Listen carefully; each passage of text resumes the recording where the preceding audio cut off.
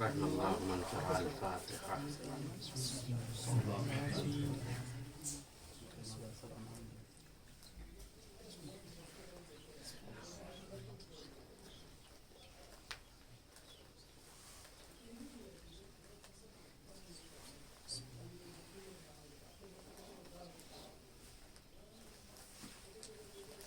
حسبنا اللہ ونعم الوکیل نعم المولا ونعم النصیر.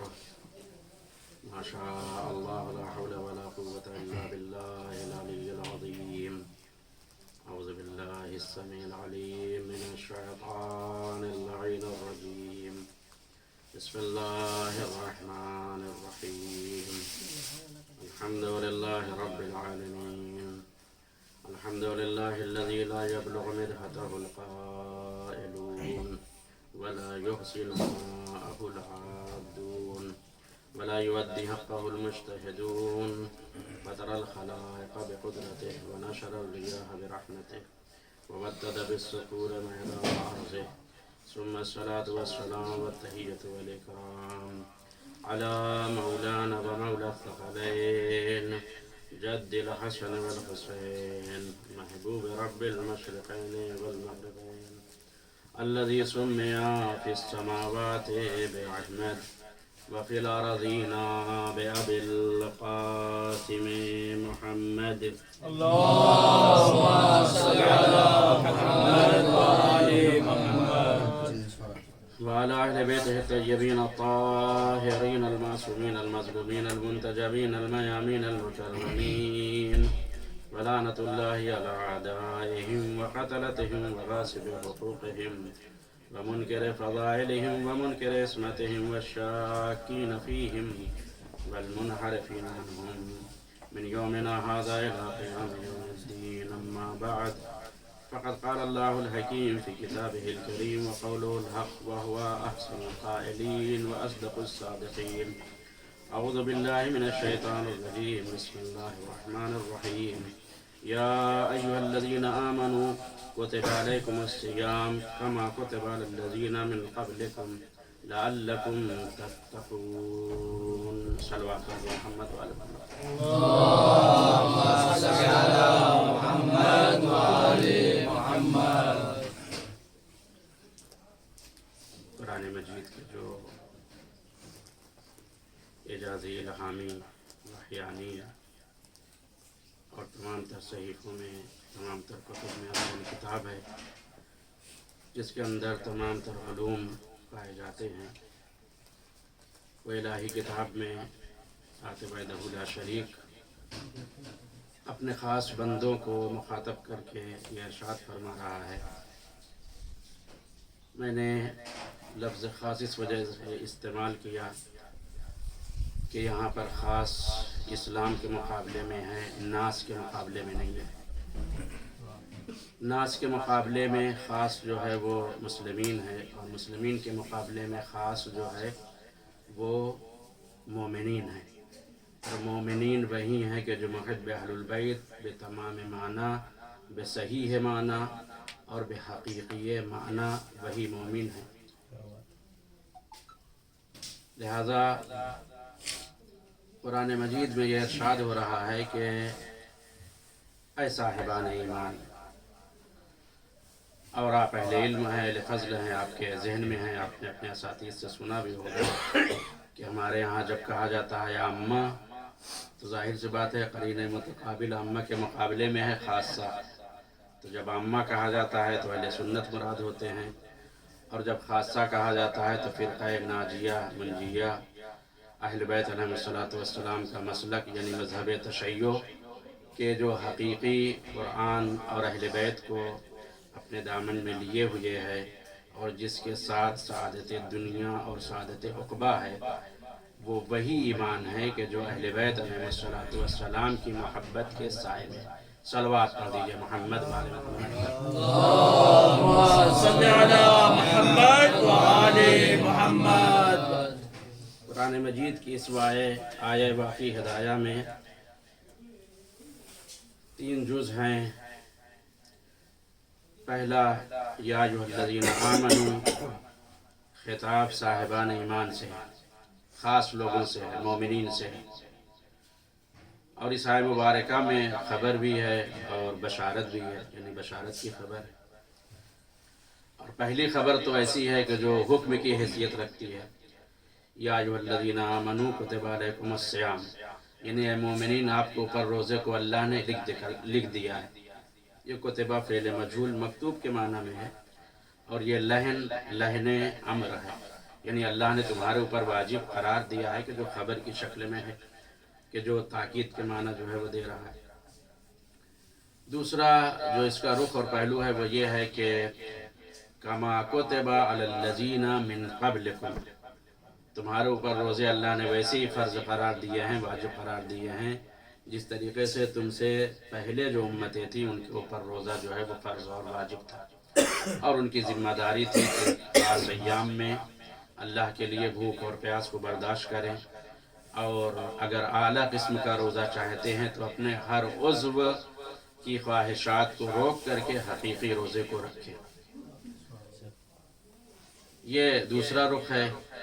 इसमें ख़बर दी जा रही है कि ये रोज़ा तुम्हारे ही ऊपर वाजिब नहीं बल्कि तुमसे पहले की उम्मतों के ऊपर भी वाजिब था।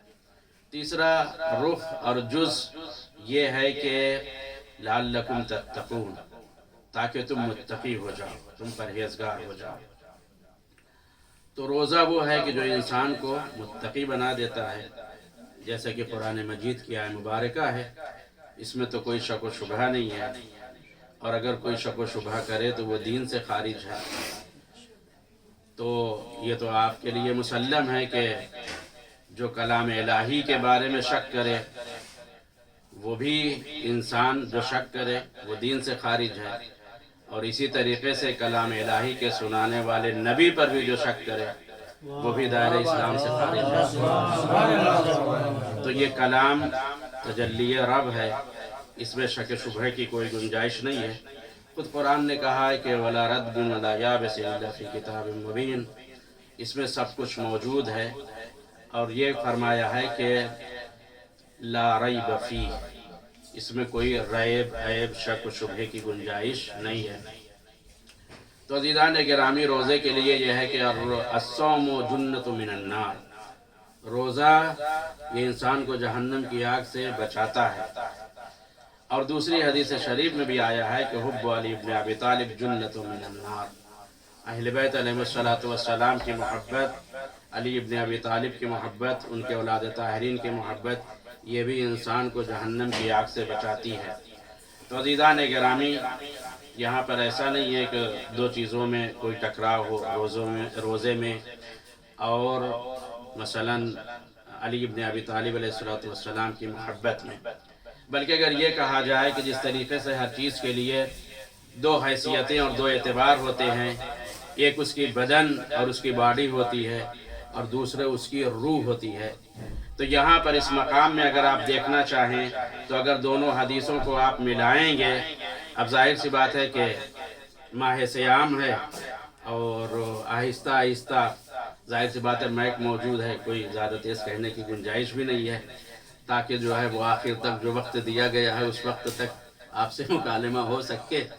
लिहाजा बस जल्दी जल्दी चंद बातों को आप तक पहुँचाना है।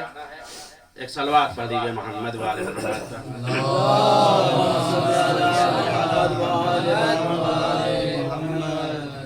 तो अज़ीज़ान गिरामी, कुरान मजीद का ये सरही ऐलान है कि ये मुखातब है कुरान किससे, साहिबान ईमान से, और रोज़ा वाजिब है।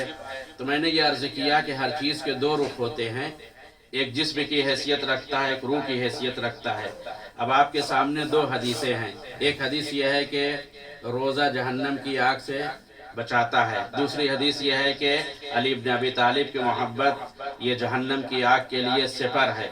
तो रोज़ा भी सिफर है, अहले बैत की मोहब्बत और अली इब्न अबी तालिब की मोहब्बत भी सिफर है।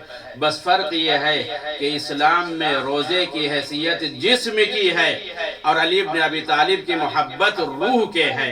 جسم کتنا ہی حسین کیوں نہ ہو، جب روح نکل جاتی ہے تو اس کا کوئی فائدہ نہیں ہوتا۔ آنکھیں ویسے ہی بڑی بڑی ہوں لیکن دکھائی نہیں دیتا، کان ویسے ہی ہوں مگر سنائی نہیں دیتا، زبان کتنی ہی لمبی کیوں نہ ہو عمر سعد کے جیسے لیکن کوئی مکالمہ نہیں کر سکتی ہے۔ بس معلوم یہ ہوا کہ یہ سارے اعضاء و جوارح اس وقت انسان کے فعال ہوتے ہیں جب روح ہو، تو یہ اعمال انسان کے لیے اسلام کی جسم کی حیثیت رکھتے ہیں، محبت اہل بیت روح کی حیثیت رکھتی ہے۔ صلوات پڑھ دیجئے محمد و آل محمد پر۔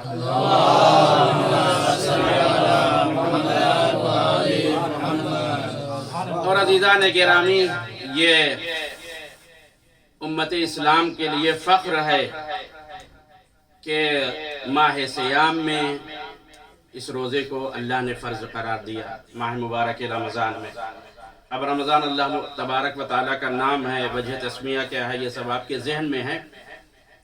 میں بس آج کی اس مختصر سی گفتگو میں دو باتوں کو عرض کرنا چاہوں گا، قرآن مجید کی آیت سے بعض باتیں اور بعض خطبہ شعبانیہ سے، جلدی انشاءاللہ تعالی۔ یہ قرآن مجید کی جو آیت مبارکہ ہے، اس میں یہ حکم ہوا کہ تمہارے اوپر روزے ویسے ہی فرض ہیں جس طریقے سے پہلے کی امت کے اوپر۔ تو ایسا نہیں عزیزان گرامی کہ دین اسلام کوئی نیا اور جدید دین ہو۔ حضرت آدم سے لے کر کے حضرت خاتم تک، اب عام طور سے ہندوستان میں آپ نے یہ جملہ سنا ہوگا کہ کہا جاتا ہے کہ دین ایک تھا، شریعتیں مختلف تھی۔ تو میں اس تعبیر کو غلط نہیں کہتا ہوں، لیکن بہرحال مسامحے سے خالی نہیں ہے۔ حقیقت یہ ہے کہ دین اور شریعت جن تعبیر سے بھی آپ استعمال کرتے ہیں، وہ جناب آدم سے لے کر کے حضرت خاتم تک اور حضرت خاتم سے لے کر کے قیامت تک ایک ہے۔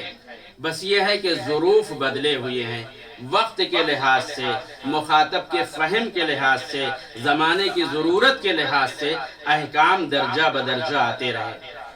لہٰذا ہم چونکہ اہل حق ہیں اور اہل بیت علیہ السلام کے مسلک کے ماننے والے ہیں، اور پیغمبر کی وصیت اور آخری وصیت جو سب سے افضل ترین وصیت ہے کہ جس میں سرمایہ نجات پیغمبر نے عطا کیا ہے، وہ حدیث کیا تھی؟ حدیث ثقلین ہے۔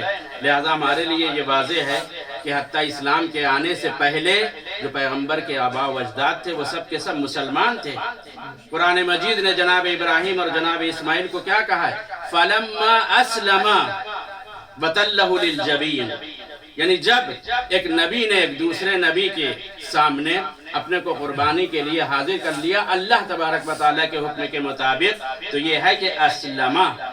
تو اصل دین کیا ہے؟ اللہ کے سامنے سر نیاز کو خم کرنا، اللہ کی اطاعت کرنا، اس کی بندگی کرنا، جو حکم پروردگار ہو، نہ ذرہ برابر اس میں اضافہ ہونا چاہیے، نہ ذرہ برابر اس میں کمی ہونی چاہیے۔ حق بندگی جو ہے وہ یہ ہے۔ مثال بہت ہی واضح ہے، اگر کوئی شخص مثلا فرض کرے صبح کی 2 کے بجائے 1 رکعت پڑھ لے تو غلط ہے، اور اگر کوئی وجدے میں ہو، ٹائم بھی ہے اور بہت اخلاص طاری ہوا اور کہہ دے آج 3 رکعت پڑھ لیتے ہیں، تو یہ بھی جو ہے وہ غلط ہے۔ اب ظاہر سی بات ہے، ایسا تاریخ میں ملتا ہے کہ بعض لوگوں نے جو ہے وہ نماز بڑھا دی تھی، لیکن کیسے تھے؟ اصحاب پیغمبر میں سے تھے، لیکن ایسے تھے کہ جو شارب الخمر بھی تھے، اور ظاہر سی بات ہے کتنے گناہوں کے بعد مسجد میں حاضر ہوئی ہے۔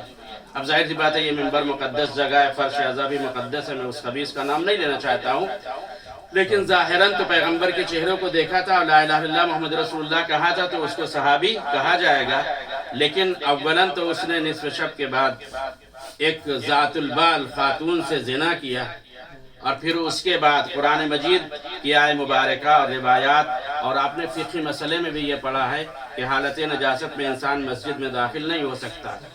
ذات بال خاتون کے ساتھ، شوہردار خاتون کے ساتھ زنا کرنا، اور پھر اس کے بعد اس کے بچے کو قتل کرنا، یعنی زنا بھی اور قتل بھی، اور پھر اس کے بعد نجاست کے عالم میں مسجد میں داخل ہونا، اور فقط جنابت ہی کی نجاست نہیں بلکہ خمر کی بھی نجاست کے ساتھ، اور پھر اب اس کے ساتھ جب شراب کے نشے میں نماز پڑھائی تو یہ کہا کہ 2 رکعت تو ہو گئی، اب اگر کہو تو اور میں پڑھا دوں، تو اس کا استقبال کس سے ہوا؟ جوتے سے ہوا۔ میں عالم اسلام سے یہی کہنا چاہتا ہوں کہ اگر کمی اور بیشی کرنے والے کا استقبال جوتے سے ہوتا تو صاحب حق سے کبھی حق کو چھینا نہ جاتا، جو جس کا مستحق تھا وہ وہاں تک پہنچ جاتا۔ لیکن یہ لوگوں کی کمزوری تھی کہ جنہوں نے ظالمین کو آگے آنے دیا۔ فرض کرے اگر مدینہ طیبہ میں پیغمبر کے بعد اصحاب اس حکومت کے ساتھ شروع میں زیادہ افراد نہیں تھے، اگر سب مخالف ہو جاتے تو ظاہر سی بات ہے کچھ نہ کچھ قتل تو ضرور ہوتے، لیکن ان کا وظیفہ ادا ہو جاتا اور حق تک لوگ جو ہے وہ پہنچ جاتے۔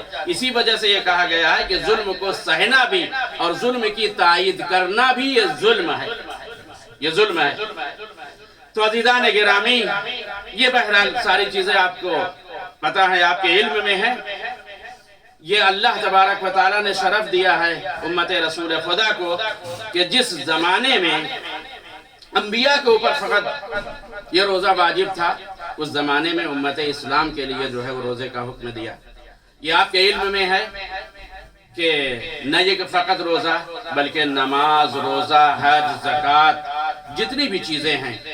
اب ممکن ہے کہ زکوٰۃ اور خمس نام پہلی شریعتوں میں کچھ اور رہا ہو، لیکن اگر آپ دیکھیں تو چاہے اصول دین ہو یا فروع دین ہو یا اخلاقیات ہو، وہ ہر شریعت میں، ہر دین میں جو ہے وہ پائے جاتے تھے۔ تو جس طریقے سے دوسرے، بس فرق کیا ہے؟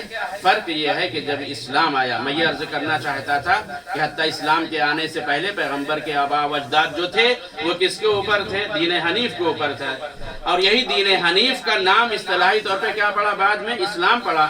تو اب یہ اسلام جو تسلیم محض کا نام ہے، اس اسلام میں جو عبادتیں ہیں وہ پہلے بھی تھیں اور یہ تمام طرح احکامات موجود تھے۔ جیسا کہ میں نے کہا کہ حضرت آدم سے لے کر کے حضرت خاتم تک اور حضرت خاتم سے لے کر کے صبح قیامت تک جو بھی دین و شریعت ہے وہ سب ایک ہے۔ فرق یہ ہے جیسا کہ عرض کیا کہ زمانے کے تقاضے کے مطابق اس میں کیفیت میں، نوعیت میں مختلف طریقے سے جو ہے وہ انجام دیا گیا۔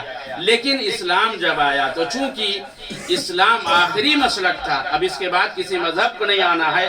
حلال محمد حلال الی یوم القیامہ وحرامہ حرام الی یوم القیامہ۔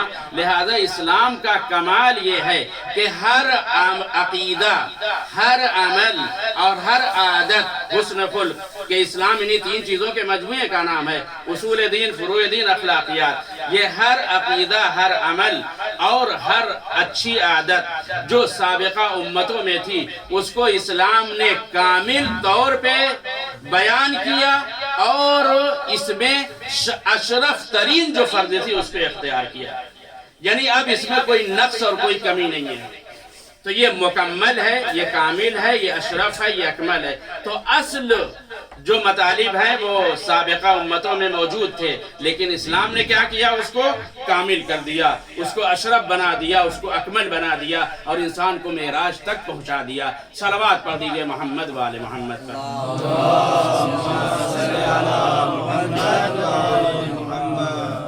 باواز بلند صلوات پڑھ دیجئے محمد و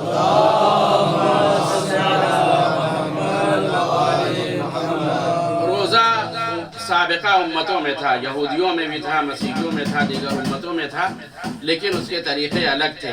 جس طریقے سے نماز کے مختلف طریقے تھے سابقہ امتوں میں، روزے کے بھی الگ طریقے تھے۔ بعض امتوں میں 6 مہینے کا روزہ تھا، بعض میں اس سے کم، بعض میں اس سے جو ہے وہ زیادہ۔ بعض امتوں میں بنی اسرائیل کے لیے صوم الوصال تھا، یعنی 24 گھنٹے کے جو ہے وہ روزے تھے۔ لیکن یہ ساری تخفیفیں جو ہے وہ اسلام میں پائی جاتی ہیں۔ اسلام آسان ترین دین ہے۔ رسول اللہ کے دین کو کیا کہا جاتا ہے؟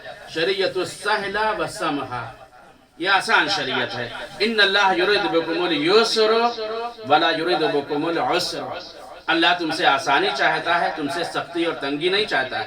اسی وجہ سے اب آپ دیکھیں، نماز ہو، روزہ ہو، حج ہو، کوئی بھی چیز ہو، اللہ نے ہر چیز میں مکلف کے لیے قدرت شرط رکھی ہے۔ اگر قادر نہیں ہے تو اس کے اوپر سے تکلیف ثابت ہے، چاہے کوئی بھی عمل ہو۔ اب ہاں یہ کہ اس کا جبران کیسے ہوگا، اس کی قضا کیسے ہوگی، وہ فقہ میں اس کے ابواب معین ہیں اور وہ سب کے علم میں ہے، آپ جانتے ہیں کہ اس طریقے سے اس کا جبران جو ہے وہ ہو سکے گا۔ لیکن عزیزان گرامی، یہ ماہ مبارک رمضان، اس میں گزشتہ انبیاء کی امتوں کے اوپر روزہ نہیں تھا، فقط نبیوں کے اوپر روزہ واجب تھا۔ یا نبی کے اوپر یا نبی کے وصی کے اوپر اس ماہ سیام میں روزہ واجب تھا، بقیہ دیگر ایام میں جو ہے واجب تھے۔ تو یہ اسلام کا شرف ہے کہ اللہ تبارک و تعالیٰ نے جو ظرف جو وقت معصوم نبیوں کی اور معصوم نبیوں کے معصوم وصیوں کے لیے جس کو ظرف قرار دیا تھا، جس وقت میں ان کی عبادت قرار دیا تھا، یہ پیغمبر کی رسالت کا صدقہ ہے کہ پیغمبر کی رسالت کے صدقے میں ان کی امت کو اتنا شرف بخشا، اس کو اتنا بلند کر دیا کہ وہی وقت کہ جو معصومین کے لیے تھا وہ امت المسلمین کے لیے قرار دے دیا گیا۔ صلوات پڑھ دیجئے محمد و آل محمد پر۔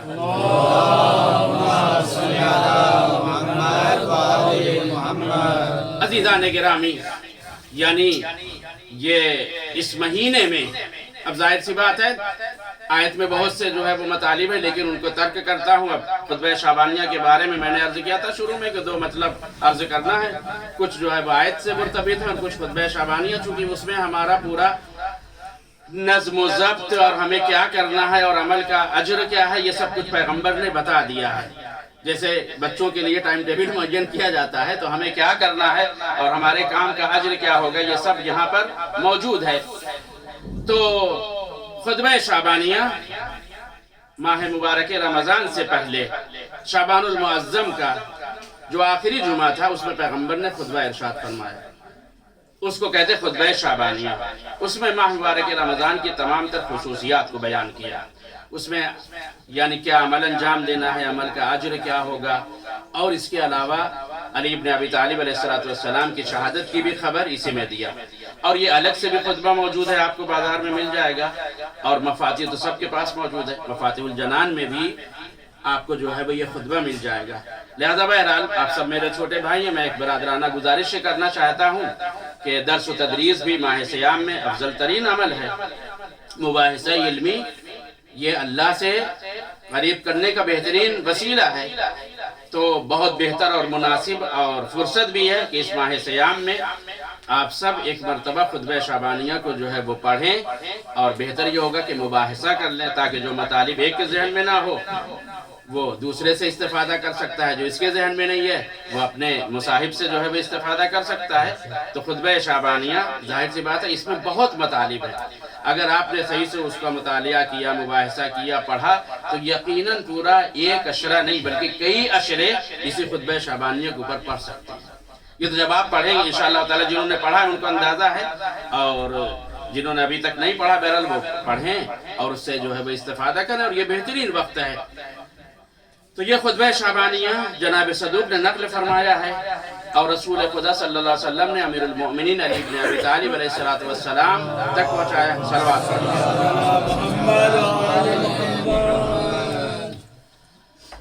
یہ خطبہ شعبانیہ کو کہا گیا چونکہ ماہ شعبان کا آخری جمعہ جس میں پیغمبر نے یہ خطبہ ارشاد فرمایا۔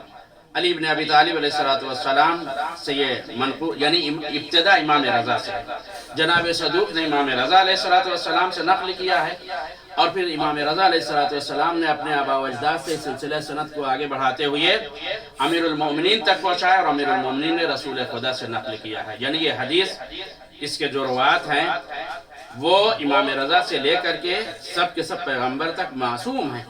تو اب یہ جو خطبہ ہے پیغمبر نے فرمایا، ظاہر سی بات ہے اب فرصت نہیں ہے، وقت بہت جلدی گزر رہا ہے کہ ایک مرتبہ عربی پڑھا جائے پھر اس کا ترجمہ کیا جائے۔ میں چند جملوں کا سارا خطبہ ہو بھی نہیں سکتا، اگر خالی متن بھی پڑھی جائے عربی تو شاید وقت جو ہے وہ نہ تمام ہو، کم ہو۔ میں چند جملے اس میں سے جو بہترین، یعنی بہتر تو کلام معصوم ہوتا ہی ہے، لیکن جو زیادہ ہمارے لیے مبتلا بے ہے اور جو احسن ہے، ظاہر سی بات ہے ہر عمل کی قدر و قیمت ہوتی ہے لیکن ہر عمل کا اجر ایک جیسا نہیں ہوتا ہے۔ تو چند جملے جتنے کی مجال اور گنجائش میں آپ کی خدمت میں عرض کروں گا، مل جل کر کے صلوات پڑھ دیجئے محمد و آل محمد پر۔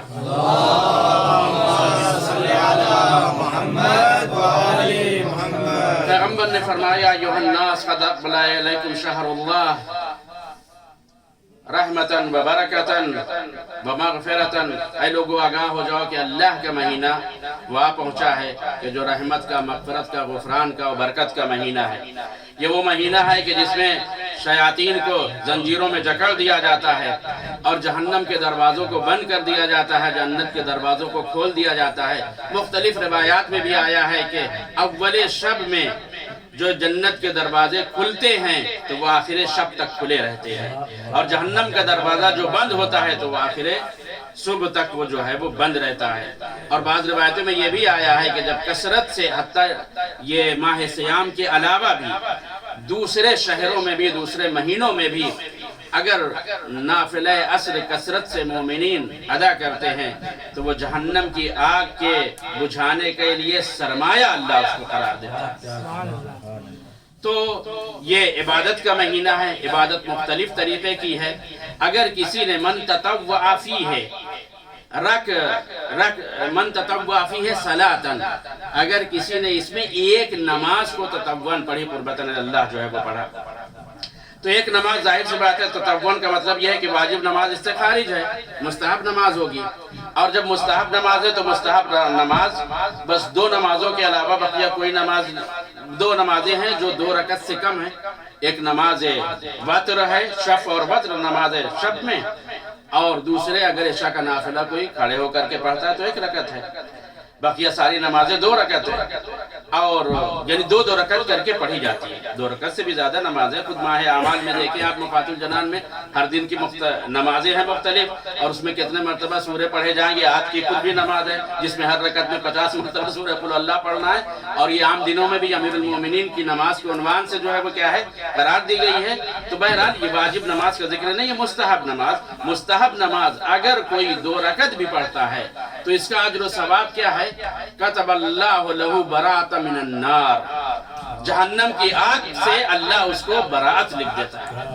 तो 2 रकत नमाज का ये अज्र है। और अज़ीज़ान गिरामी, ये आमाल में वज़न पैदा होता है किसकी वजह से, मोहब्बत अहले बैत के लिए। तो हमारे लिए तो बेहतरीन ये जो है वो मकाम है। अब जाहिर सी बात है जो दूसरे लोग ये ततव्वु कर रहे हैं उनकी नमाजें या उनके मुंह के ऊपर मार दी जाएंगी या वहां पर दीवार पे मार दी जाएगी, ये तो अमल मकबूल होगा उन्हीं का जिनके दिल में मोहब्बत अहले बैत है। तो मोहब्बत अहले बैत ने 2 रकत नमाज को वसीला बना करके इतना बुलंद किया नमाज को कि जो मेराज मोमिन है जहन्नम की आग से बचने का परवाना दे दिया। सलवात दे मोहम्मद व आले मोहम्मद।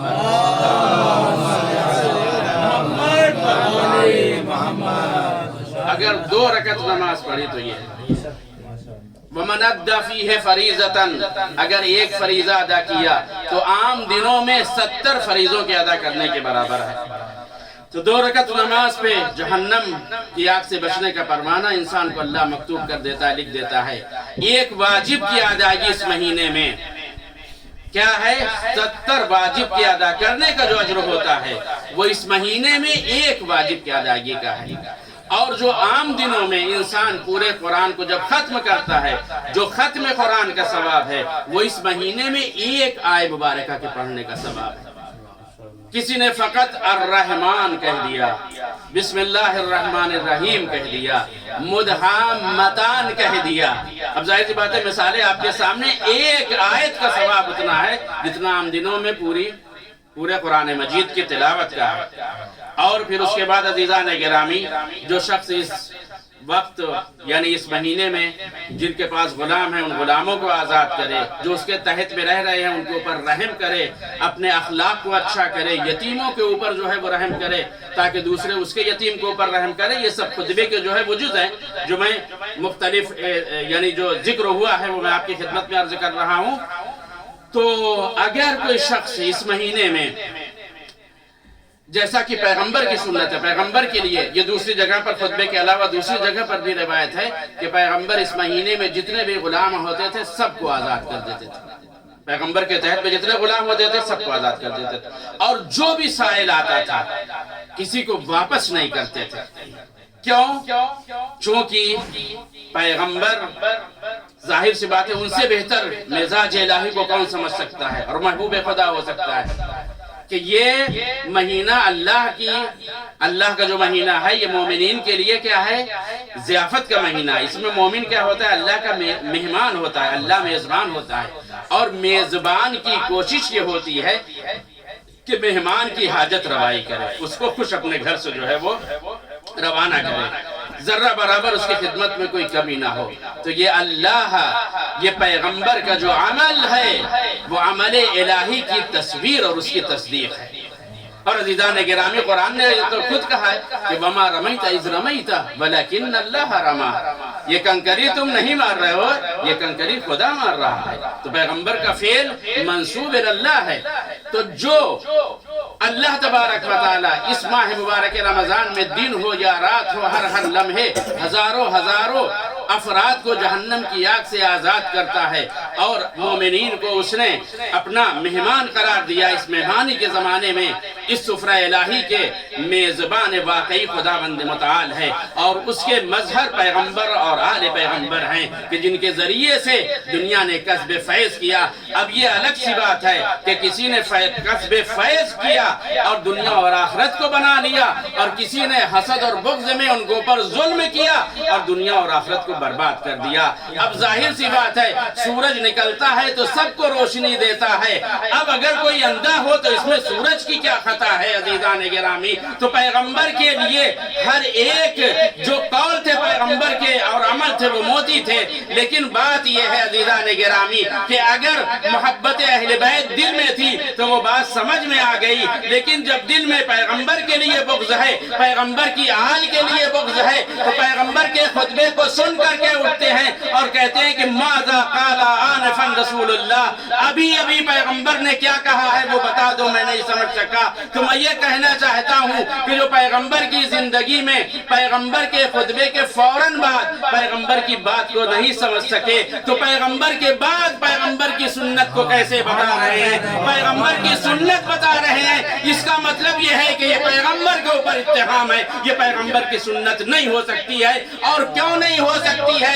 اس وجہ سے کہ یہ سنتیں جس کو یہ بدعت، جس کو یہ سنت کہہ رہے ہیں، یہ قرآن کے مخالف ہے، یہ رسول اللہ کے فرمان کے مقابلے میں ہے، اور جو قرآن کے مقابلے میں ہو، امام صادق نے فرمایا ما قلہو لم نقلہو قطو ما خالف قول ربنا، جو ہمارے رب کی کتاب قرآن مجید کی آیت کی مخالفت میں وہ ہو، وہ ہم کبھی کہہ نہیں سکتے ہیں۔ لہذا نہ یہ حکم خدا ہے نہ یہ حکم رسول خدا ہے، یہ اپنی تمکنت میں اہل بیت کے بغض میں اپنے کو اونچا کرنے کے لیے انہوں نے اس کو جال کیا، لیکن جسے خدا بلند کرے اسے کوئی پست نہیں کر سکتا، اور خدا جسے پست کر دے اس کو کوئی بلند نہیں کر سکتا۔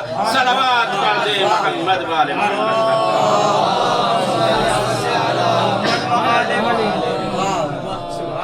اور صلوات پڑھ دیجئے بآواز بلند محمد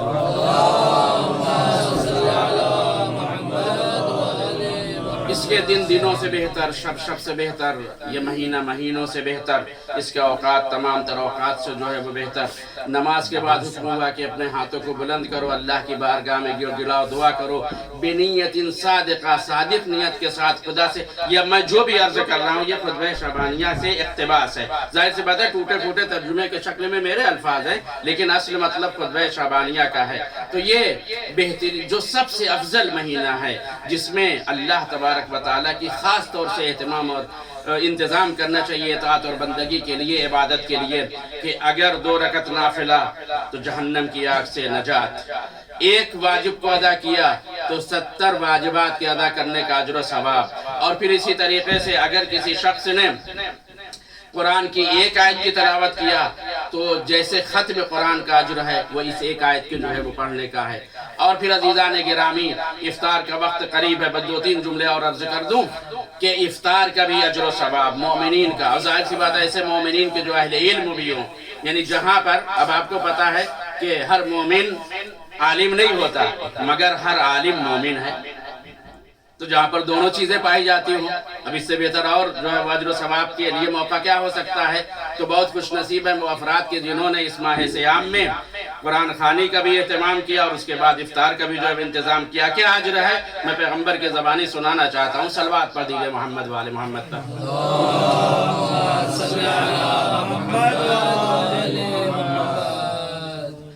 پیغمبر نے یہ فرمایا کہ اس مہینے میں اگر کوئی ایک مومن کو اگر افطار کراتا ہے، ایک مومن کو اگر کھانا کھلاتا ہے تو اس کا اجر کیا ہے؟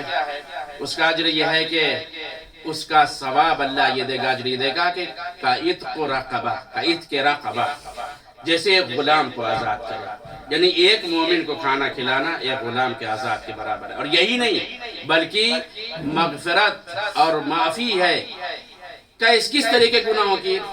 لما قبلہ، یعنی اس افطار سے پہلے جو کسی کو افطار کرا رہا ہے اس سے پہلے اس کے جتنے گناہ تھے ان سارے گناہوں کو خداوند متعال بخش دیتا ہے۔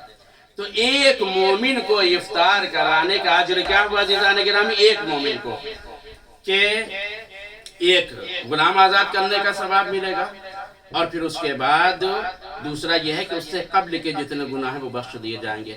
تو اب اسی لحاظ سے آپ سوچ لیں جو متعدد مومنین کو جس کو اللہ نے جتنی توفیق دی ہے اس کے لحاظ سے جو ہے وہ افطار کرا رہا ہے تو کتنا زیادہ اجر و ثواب ہوگا۔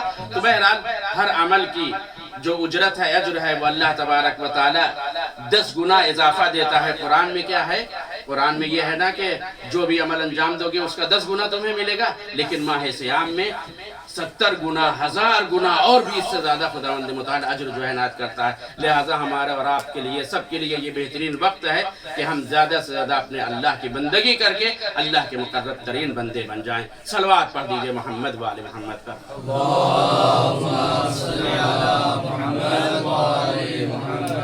بس عزیزان گرامی چند جملے اور عرض کرنا تھا لیکن وقت میں بالکل گنجائش نہیں، لہٰذا میں ترک کرتا ہوں۔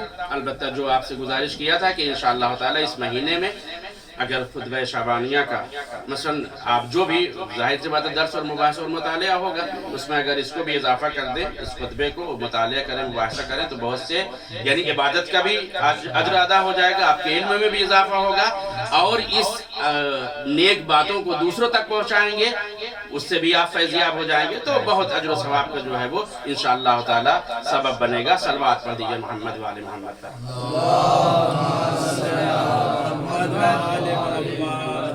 عزیزان گرامی پیغمبر اس خطبے کی فضیلتوں کو بیان کرتے کرتے ایک مرتبہ پیغمبر کی آنکھیں نمناک ہو گئیں، پیغمبر محزون ہو گئے، پیغمبر کے اوپر حزن کی کیفیت طاری ہو گئی۔ اللہ اکبر۔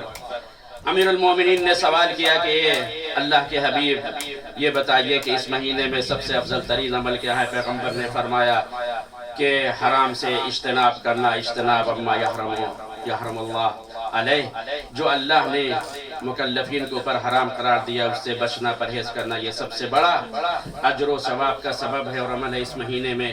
پیغمبر ان سب چیزوں کو بیان کرتے کرتے جب آنکھیں نمناک ہو گئیں تو ایک مرتبہ وہ شخص کہ جس کے دل میں جس کا دل پیغمبر کی محبت سے مملو تھا، امیر المومنین نے جیسے ہی پیغمبر کے چہرے کو محزون دیکھا، آنسوؤں کو دیکھا پیغمبر کی آنکھوں میں چھلک رہے ہیں، امیر المومنین خود محزون ہو گئے اور اس ماہ مبارک رمضان کے شہید امیر المومنین اول مظلوم شہید محراب نے پیغمبر کی روتی ہوئی آنکھوں کو برداشت نہ کر سکے۔ یہ نہ سمجھ یہ پیغمبر کی آنکھوں میں آنسو کا ہونا امیر المومنین کے لیے کتنا بڑا شوق تھا۔ ایک مرتبہ سوال کیا فما یبکیک یا رسول اللہ، اے رسول اللہ ابھی تو آپ ایک کام بتا رہے تھے، تعلیم و تربیت کا فیض جاری تھا، کن مصیبتوں نے آپ کی آنکھوں کو نمناک کر دیا۔ ایک مرتبہ پیغمبر نے حضرت بری نگاہ دیکھی علی ابن ابی طالب کی طرف اور یہ کہا کہ علی تمہاری مصیبت مجھے رلا رہی ہے کہ میری نگاہیں دیکھ رہی ہیں اشق الاولین والآخرین، جو ناقہ صالح کے قاتل سے زیادہ وہ شقی ہے، وہ تمہارے سر کے اوپر اس مہینے میں ضربت لگا رہا ہے۔ جزاکم ربکم خیر الجزا۔ خدا کوئی غم نصیب نہ کرے سوائے غم اہل بیت کے۔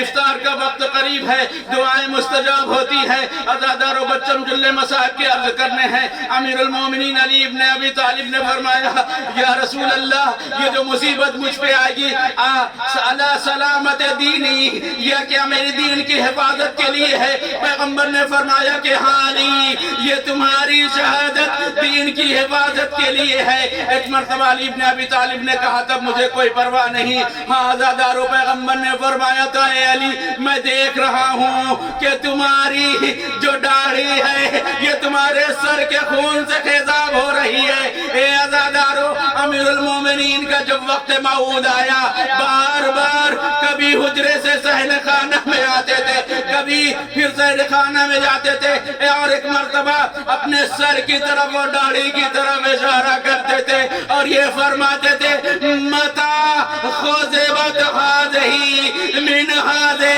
ارے وہ کب وقت آئے گا کہ جب میرے سر کے خون سے میری داڑھی رنگین ہو جائے گی. ہاں عزادارو وہ وقت آیا. ابن ملجم کی تلوار وہیں پہ لگی جہاں پر جنگ خندق میں ابن عبدود کی لگی تھی. امیر المومنین کے سر کے اوپر ضربت لگی. تہدمت واللہ ارکان الخدا قتل علی المرتضی سب جمع ہو گئے. بس جلدی جلدی میں 2-3 جملے عرض کرنا چاہوں گا. امیر المومنین کو ایک گلی میں رکھا خانے تک گھر تک پہنچانا چاہا. ایک مرتبہ جب گھر قریب ہوا آواز دی اے حسن حسین اب مجھے اس طریقے سے گلی میں نہ لے جاؤ میں اپنے پیروں پہ جانا چاہتا ہوں. اے بابا آپ زخمی ہیں. کہا رے زخمی صحیح لیکن اس عالم میں میری بیٹیاں زینب ام کلثوم برداشت نہ کر سکے گی. اے علی زینب ام کلثوم کا اتنا خیال آپ کے سر کے اوپر ضربت لگی ہے بدن زخمی ہے لیکن اپنے پیروں پہ جا رہے ہیں. اے علی آپ پہ ہمارا کروڑوں سلام. اے مولا آپ کے غلام یہاں پہ موجود ہیں. آپ کے اس مدینہ العلم میں آپ کے یہاں اس جوار میں مجلس منعقد ہو رہی ہے. اے مولا ہم آپ کو سلام کرتے ہیں. علی ابن ابی طالب آپ کی غیرت کو کروڑوں سلام. ارے یہ برداشت نہ کیا یہ اتنی محبت کہ کہیں زینب بیتاب نہ ہو جائے. لیکن ایک وقت وہ آئے گا جب یہی زینب ہوگی. ارے کوفہ نہ ہوگا کربلا ہوگا ٹیلے زینب یہاں پہ ہوگی. ماں جائے کو ذبح ہوتا ہوا دیکھے گی. اے شمر کیا کر رہا ہے آواز دے گی یا جدہ صلی علیک ملیک السماء وہذا حسین مرمل بالدماء مقطع الارواح مسلوب الامامت والرضا. الا لعنة الله على القوم الظالمين وسيعلم الذين ظلموا أي منقلب ينقلبون. إنا لله وإنا إليه راجعون. رضا بقضائه وتسليما لأمره. خدا پروردگار